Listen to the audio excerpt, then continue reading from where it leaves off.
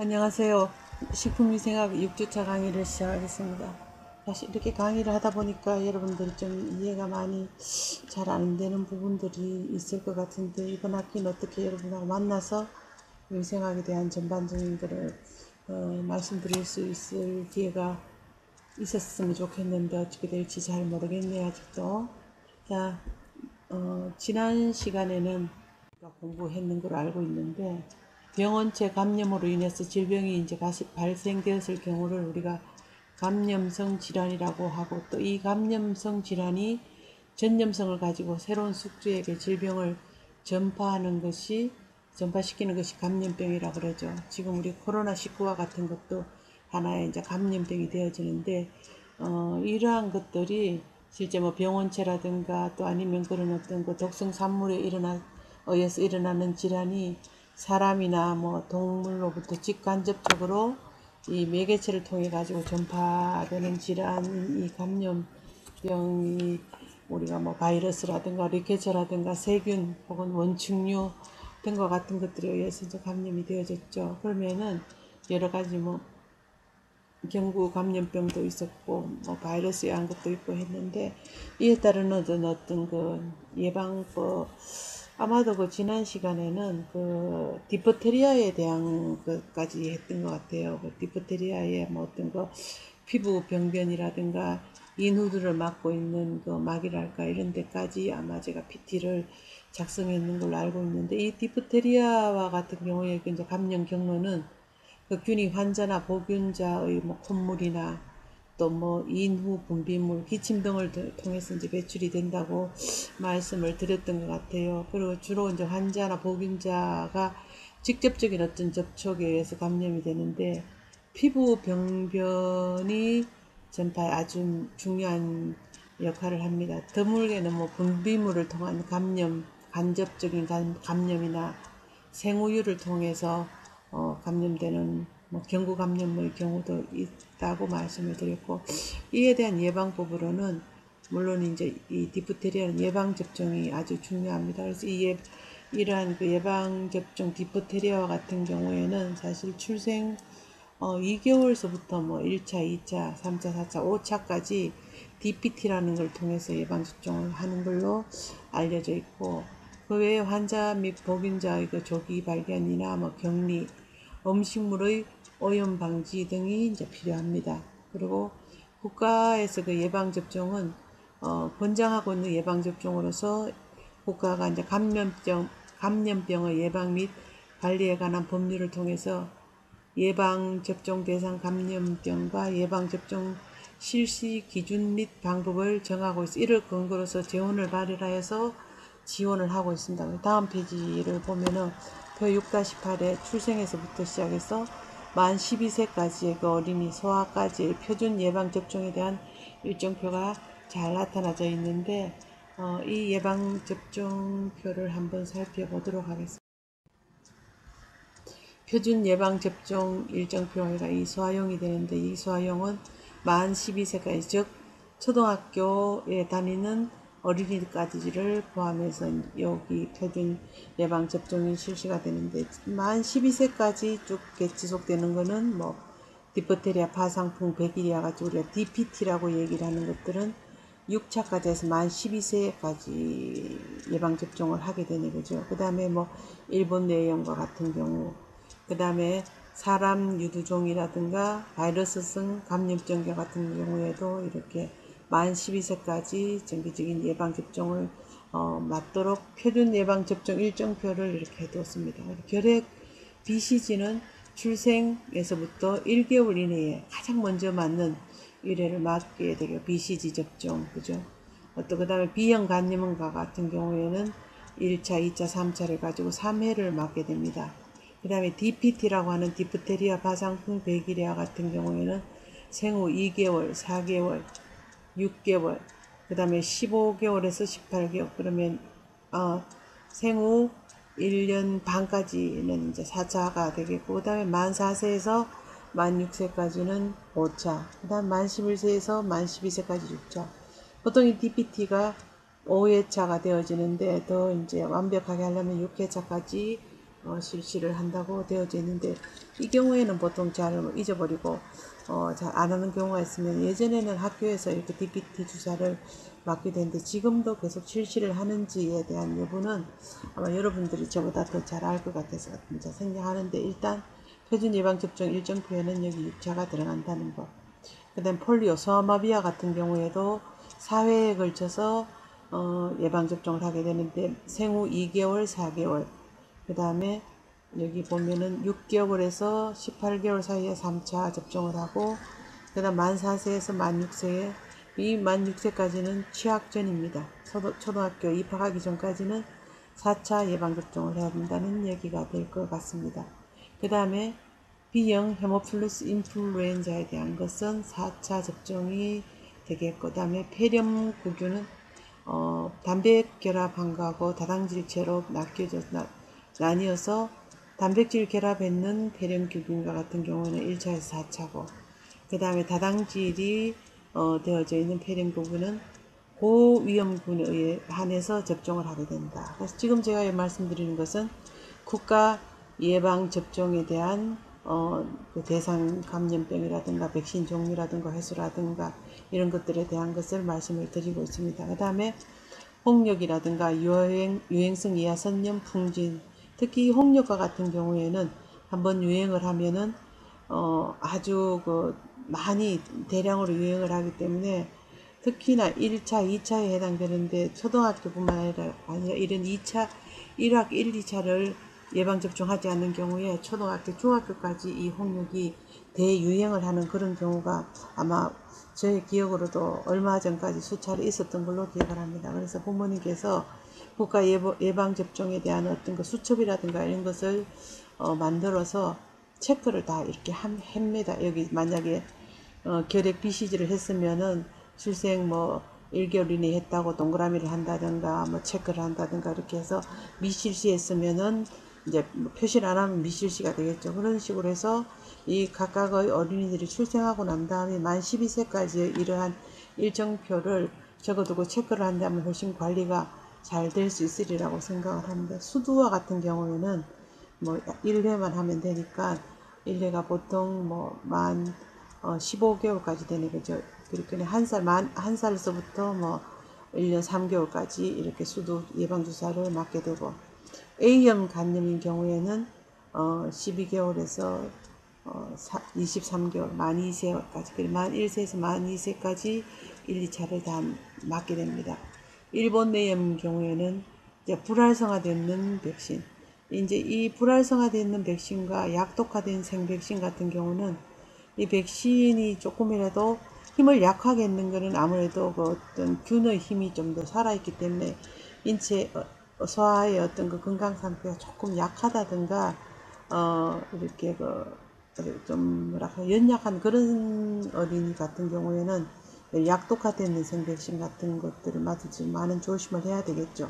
근데 아예 이제 활성화가 되지 않는 백신과 같은 경우에는 이렇게 만 12세까지 5차에 걸쳐서 하게 된다는 얘기인데, 이렇게 하든지 이렇게 하든지 간에 두 종류 중에 하나의 그 일본 내염을 맞는다는 얘기입니다. 사람 유두종 바이러스 감염증과 같은 경우에는 만 12세까지 이제 만 12세 1, 2차를 맞게 되고, 인플루엔자와 같은 경우에는 매년 접종을 하게 되는데, 이와 같은 경우에는 실제적으로 인플루엔자 독감 인플루엔자라든가 이런 것들은 실제 어떤 그 내성이랄까 면역이 별로 발생하지 않기 때문에 매년 접종한다고, 아니면 3개월인가 이렇게만 어떤 그 면역력이 있다 해서 매년 접종을 한다 이렇게 알려져 있습니다. 그 외에 기타 예방 접종으로는 로타바이러스 감염증을 예방하기 위해서 이렇게 2회나 3회에 걸쳐서 RV1, RV5를 주사를 놓을 수가 있는데, 여기 보면은 국가 예방접종인 경우에 국가에서 권장하는 예방접종이라고 알려져 있고, 국가는 감염병 예방 및 관리에 관한 법률을 통해 예방접종 대상 감염병과 예방접종의 실시 기준과 방법을 정하고, 또 이를 근거로 해서 재원을 마련해서 지원을 하기 때문에 이와 같은 경우에는 무료가 되겠죠. 그죠? 그에 비해서 기타 예방접종의 경우에는 예방접종 대상 감염병 및 지정 감염병 이외의 감염병으로서 민간 의료기관에서 접종이 가능한 유료 예방접종입니다. 이와 같은 경우에는 돈을 주고 예방접종을 실시한다는 얘기가 되겠습니다. 그래서 표준 예방접종 일정표는 실제적으로 이제 아기가 태어나면 그때부터 이러한 차트를 만들어서 체크를 해서 관리를 하면은 아주 효율적으로 일괄적으로 잘 관리를 할 수가 있을 것 같습니다.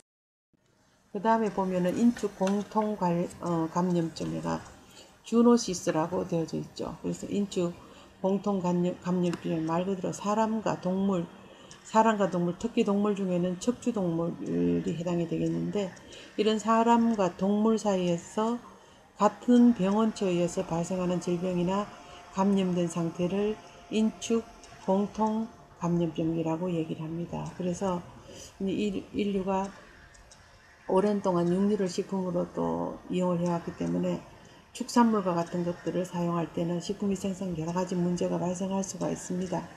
그래서 이런 또 인축 공통 감염병의 어떤 병원체에는 세균이라든가 리케차라든가 바이러스, 곰팡이, 플라스마, 기생충과 같은 것들이 있는데, 이러한 것들을 실제 어떤 육류를 식품으로 이용할 때에 위생상의 어떤 여러 문제를 잘 해결하지 않으면 실제적으로 축산물이 매개가 돼서 인체 질병을 감염시키기 때문에 예방을 잘 해야 된다는 얘기가 되겠죠. 병원체에 따른 인축 공통감염병의 분류로서는 보면은 세균이 병원체가 되는 것은 브루셀라병이라든가 돈단독, 돼지가 원인이 되겠죠.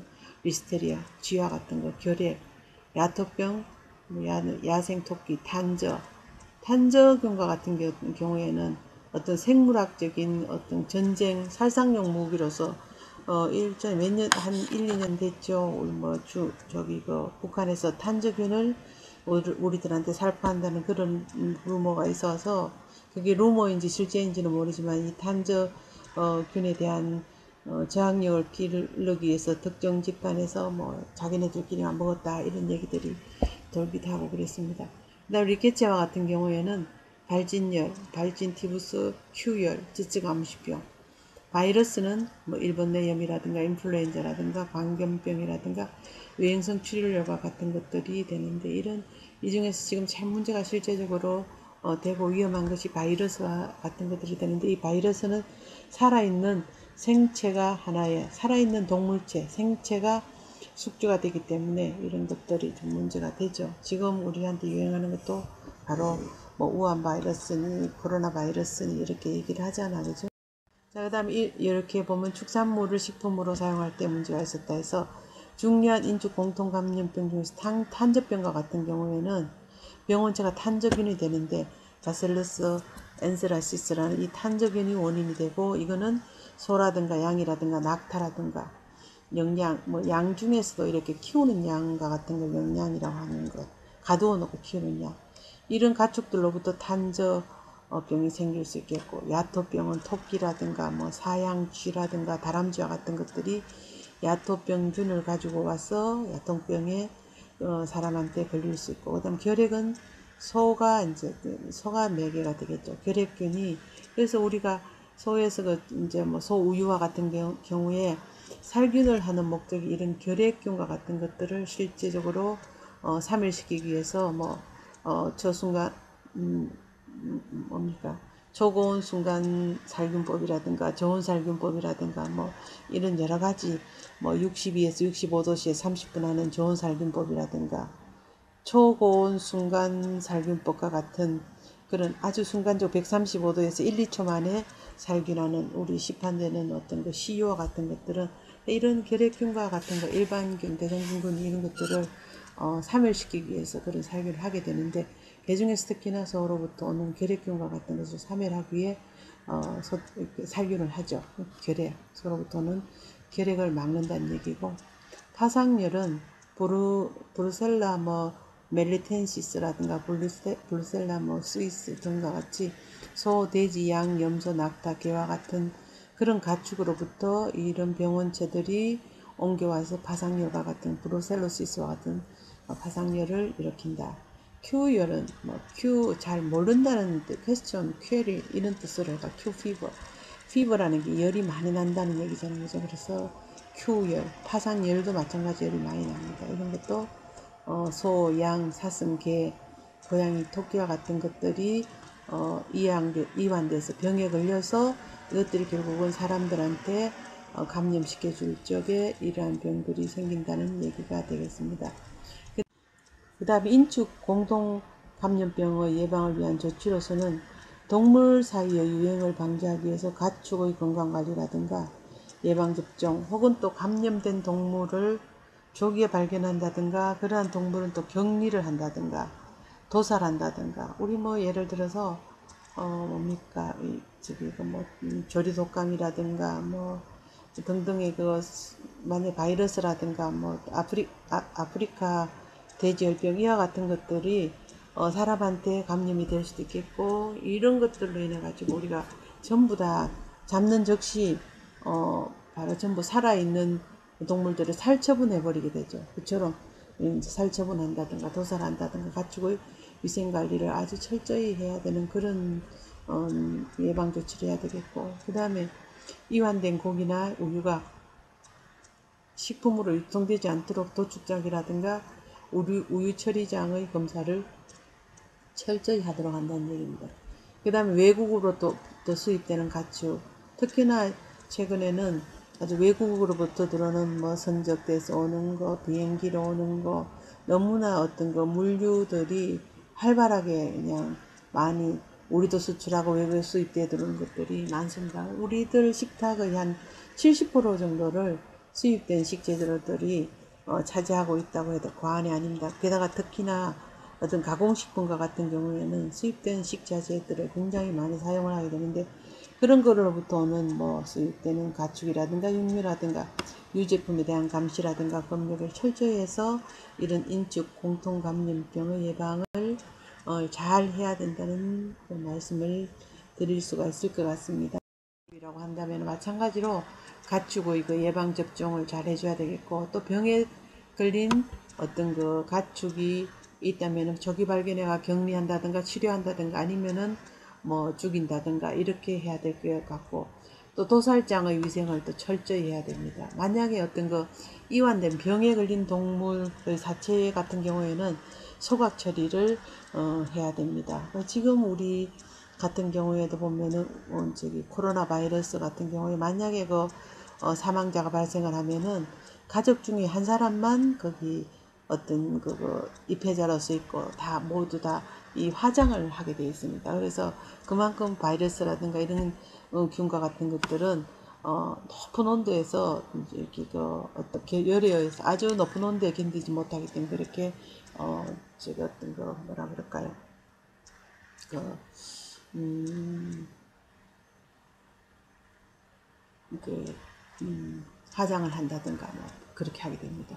그 다음에 또 이제 소각한다는 얘기죠. 그리고 분비물이라든가 혈액 등이 또 토양을 오염시키지 않도록 이런 그 탄저균에 오염되는 그런 동물체들은 토양 오염 안 시키도록 하고 혈액과 같은 것들의 배출도 신경을 써서 밀봉 처리를 해야 되겠죠.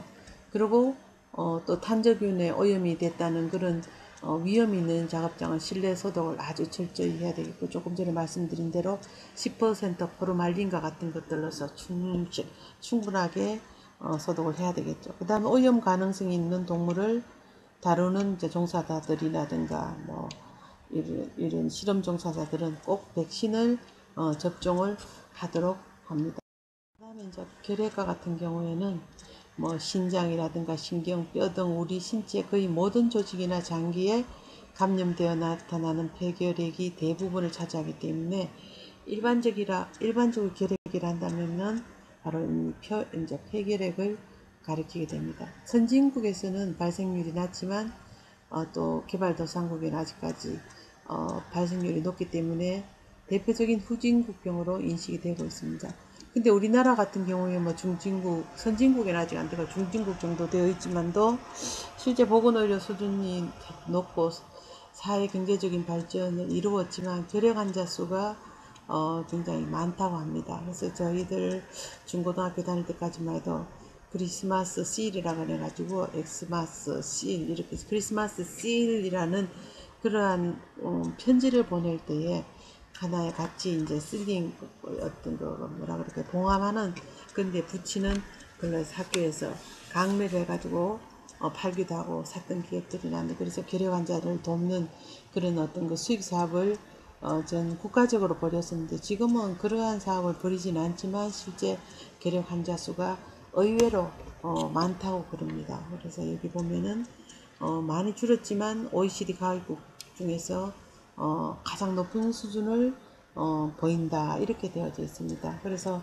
이러한 것에 대한 거 결핵의 전파 경로는 본다면은 결핵에 이제 걸리는 사람 경우죠. 그죠? 그럼 이거는 뭐 정상적인 경우라도 여기가 이제 결핵에 걸리는 폐에서 나오는 균과 같은 것들이 이렇게 밖으로 배출이 되어지고 이 배출되어지는 이 결핵균이 사람한테 다른 사람한테 이완되어서 이렇게 결핵균이 전파가 된다는 얘기입니다. 그 외에도 뭐 이 소의 우유가 살균이 충분히 되지 않았다든가 뭐 치즈라든가 이런 것들이 통조림 이런 것들을 통해서 여기에 균이 있다면은 이러한 결핵균과 같은 것들이 사람의 섭취를 입을 통해 섭취를 해서 감염이 될 수가 있다는 얘기가 되겠죠. 그래서 폐결핵의 어떤 공통 증상이라면은 기침을 한다든가 심하면 객철 어떤 그 피를 이제 토하게 된다든가 뭐 호흡곤란 같은 것을 느끼게 되죠.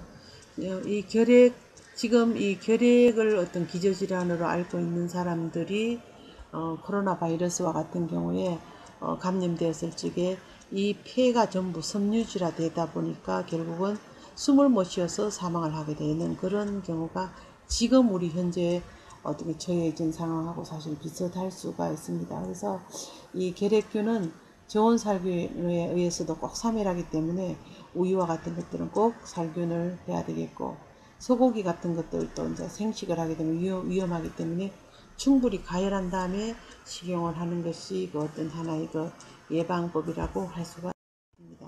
그 다음에 야토병이라 한다면은 미국 캘리포니아 주의 야토병 이름이 츄라리미아인가? 츄라리미아 이렇게 되어져 있는데 츄렐라 지방에서 츄렐라미아 이렇게 하면 되겠네요. 러 지방에서 처음 발견된 설치류의 질환으로 쥐라든가 뭐 이런 것들 그죠? 뭐 설치류의 질환으로 야생토끼를 사냥하는 겨울 및 진드기 번식기인 여름철에 많이 발생을 한다 이렇게 되어져 있습니다. 그래서 이 감염원은 보면은 뭐 산토끼를 비롯한 설치동물 여기 설치동물은 보면은 뭐 집토끼라든가 사양쥐라든가 다람쥐 이런 것도 마찬가지 그 다음 진드기와 같은 거 그 사람한테의 감염은 병원균을 이제 보유한 어떤 곤충 파리 진드기 벼룩 뭐 그런 것들에 물린다든가 감염된 동물 사체를 취급할 때 피부를 통해서 들어온다든가 아니면 인두 점막에 접촉되어서 들어오는 경피 감염되는 일이 있습니다. 그래서 때로는 충분히 가열 조리되지 않는 그런 산토끼 고기라든가 오염된 물은 섭취하지 않아야 되겠죠. 자, 그 다음에 파상열이라면은 염소, 양, 소, 돼지, 개 등과 같은 척추동물에게 만성 감염을 유발하여 자궁점막과 태막에 염증, 불임과 유산을 일으키고 2차적으로는 사람에게 침입해서 열성, 아주 열이 많이 나는 그런 질환을 일으킨다. 이렇게 되어 있습니다. 그리고 뭐 불임이라든가 뭐 유산을 또 뭐 여기 또 일으킨다. 이렇게 되어져 있는데 전 세계적으로 발생을 하고 위생 상태가 뭐 좋거나 산업한 지역에서는 직업적인 어떤 그 폭로로 인해 20, 40대의 어떤 그 남자들한테 많이 발생하고 또 만약 위생 상태가 좋지 못한 그런 지역에서는 환경이 안 좋음으로 해가지고 여자와 소아에게 많이 발생을 한다 이렇게 되어져 있습니다. 그래서 이 파상열과 같은 경우에는 나오나요? 여기 나오네 그죠? 병원 속에 이제 갖고 있는 이 파상열 어떤 그 병원체를 브루셀라 멜리텐시스라는 이 병원체를 소라든가 돼지라든가 염소라든가 양과 같은 것들이 이 속에 머물고 있습니다. 머물고 있다가 매개는 뭔가 하면은 오염된 유제품이라든가 뭐 치즈라든가 또 아니면은 이 애들의 이 동물체들의 어떤 소변이라든가 태반 등의 조직이 사람한테 직간접적으로 접촉을 한다든가, 즉 피부를 접촉할 수도 있겠고, 그죠? 피부 상처를 통한 접촉도 되겠고, 오염된 유제품을 섭취할 수 있겠고, 호흡기로 비말 흡입을 해서도 올 수 있겠고, 어떤 그 파상열균이 결막을 통한 감염, 이렇게 해가지고 파상열의 전파가 되어지면은 보통 뭐 발열이라든가 오한이라든가 파상열이니까 피부니까 열이 많이 나겠죠. 그리고 바람, 두통, 근육통, 피로감 이런 게 오는데 보통 뭐 2, 3주간 열이 지속된 후에 열이 내려가기도 하는데 보통 크게 그냥 만약에 만성질환으로 가기는 조금 어렵다고 하긴 합니다만 열이 많이 나니까 그게 좀 문제가 되겠죠. 예방법으로는 가축 예방과 이완된 이렇게 이제 뭐 어떤 이완된 감염되어 있는 이런 가축을 조기에 발견하고 또 이런 것들은 격리시키고 치료하고 도살시킨다든가 하고 감염된 동물의 혈액이라든가 소변 등은 피부 조직에 우리 닿지 않게끔 주의를 해야 되겠죠. 그리고 이 멸균되지 않고 소독되지 않는 그런 우유라든가 유제품은 섭취하지 않도록 하는 것이 예방할 수 있는 하나의 방법이라고 볼 수가 있겠습니다.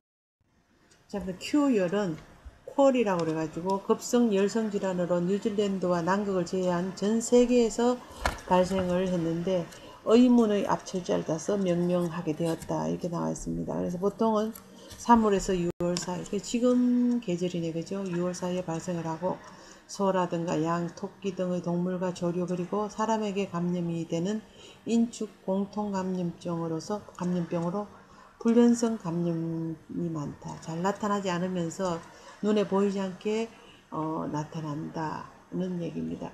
그 다음에 렙토스피라 증후군, 뭐 렙토스피라증이라 그래가 또 렙토스피로시스, 일종의 급성 전신성 열성 감염증으로서 렙토스피라는 사람에게 전파돼 생기는 혈관에 어떤 염증이 생기는 것이 특징인 질환입니다. 우리나라 같은 경우에는 뭐 쩌쩌가무시라든가 렙토스피라증이라든가 이런 것들은 9월에 많이 이제 그 환자가 발생을 하죠. 이럴 적에 뭐 야외에 나간다든가 뭐 어떤 뭐라 그럴까요?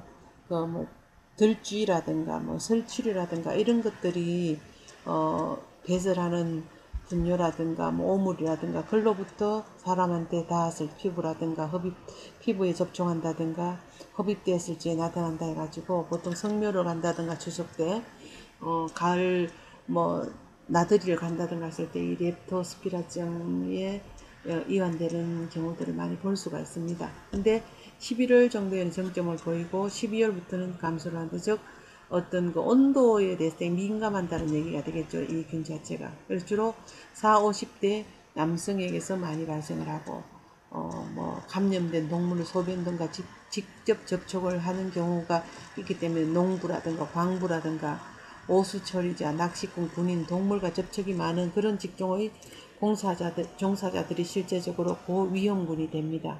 그리고 홍수가 난 후라든가 추수기, 벼베기 작업과 관련해서 집단적인 어떤 그 발생이 감염할 수가 있으니까 조심을 해야 돼요. 여기 보면은 렙토스피라의 전파 경로를 해가지고 병원서는 설치류와 소, 돼지, 개 등의 경우 일부 가축, 들쥐의 경우 20%가 감염이 돼서 이 애들이 어떤 그 소변이라든가 대변과 같은 그런 분변을 이렇게 보면은 이게 매개체가 돼가지고 사람한테 직간접적으로 접촉을 하게 됩니다. 그러면은 내막염을 일으킬 수도 있겠고 간염을 일으킬 수도 있고 신장염, 발진 다 이런 것 다 해당이 됩니다. 그 다음에 피부 점막을 통해서 감염이 된다든가 체내에 또 확산이 되고 그 다음 배출이 되면은 이러한 것들이 다시 또 전파가 되고 하기 때문에